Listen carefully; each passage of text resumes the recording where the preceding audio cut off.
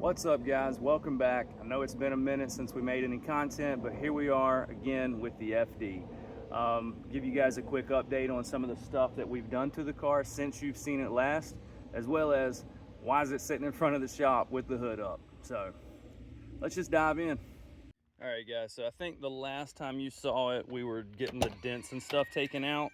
My buddy Ray came over and worked his magic. Since then, we have installed a rear view mirror so we can actually see to drive the thing. And then we've just been driving it. There's been a couple things. I think we've done something else to it, but I can't remember. It was very minor, just to, increase drivability stuff. But the main thing today that we're going to be looking at is the reason that this thing sounds atrocious. So I'm going to go crank it up for you and let you hear it. And you guys may be able to detect it on the video, just how bad this thing sounds. And yeah, we'll dive into the issue. I already know what it is, but let me just crank it up and let you guys hear it.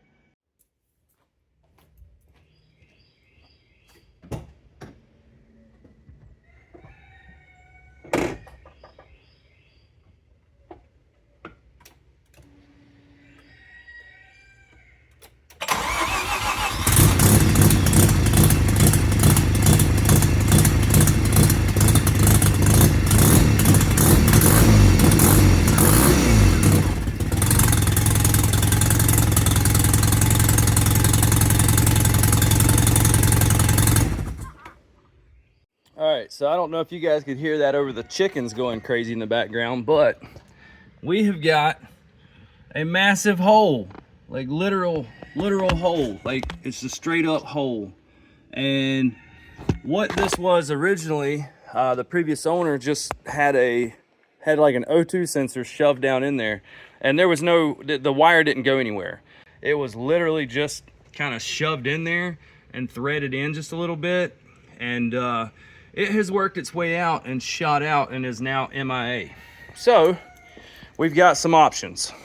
All right, option one being taking this little modified spark plug defouler with a O2 plug and just weld that to the hole. Or I think the more plausible thing that I'm gonna do is get a flat piece of steel or stainless and cut it into a slightly larger circle and just weld it over top of it. Eventually we want to get a nice downpipe.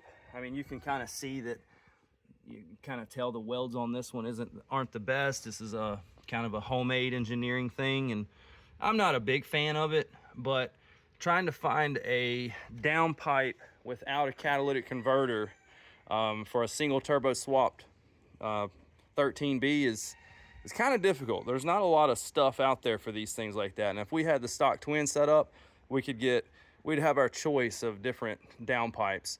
And keep in mind too, I'm not trying to spend $1,000 just on a downpipe either. So just to get this thing back on the road to where we can drive it, we're gonna just patch this sucker up. I'm thinking that I like the idea of doing the flat piece of metal. So let's see what we got in the bin over here. My scrap pile. Hopefully we got some stainless in here. There's some exhaust. I don't think that's stainless. Haha, stainless. Sweet. I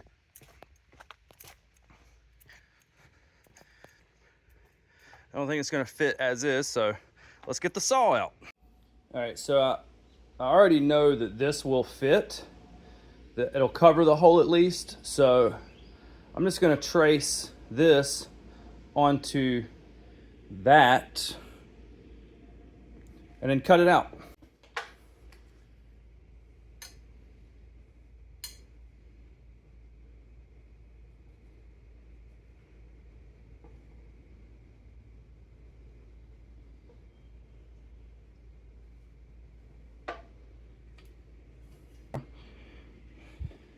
Either way, we're gonna cut that little circle guy out right there and make it work.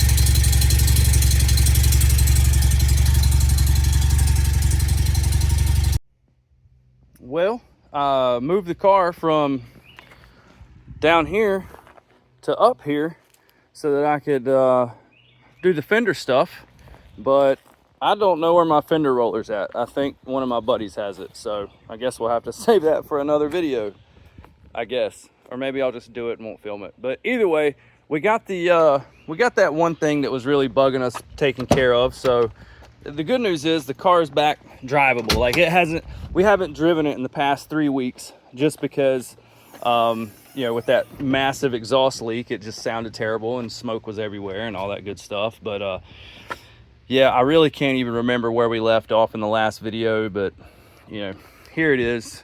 Trunk looks decent. I still need to find like the actual carpet that goes under here. I still need to sort out the fuel gauge because I don't know how much gas is in the thing ever. Windows work. Everything seems to work. I need to get a radio. Also, this is terrible.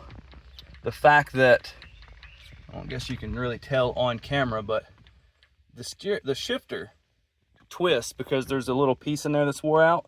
So it's better than it was because we put this shifter in it, and little adapter boy.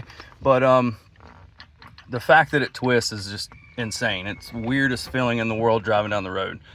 So that, and yeah, just normal Mazda stuff. Yay, Mazda. But yeah. All right, guys, that's gonna wrap it up for this video. Unfortunately, I couldn't dive into the fender rolling at this time. I'll have to reach out to my buddies and see which one of them have my fender roller. But the good news is we've got that exhaust leak fixed up. It's not pretty, but hey, it works, and we can actually get back to driving and enjoying the car again, because this thing is a blast to drive. It gets a ton of attention. I've had friends of friends take pictures of it and then make its way back to me. It's a really cool feeling to constantly get hit with, hey, we spotted your car kind of stuff. So again, it's been a lot of fun. Thanks for following along on the journey. Sorry we haven't been producing a whole lot of content for you guys lately, but hopefully soon we'll have some more stuff coming. Thanks for watching.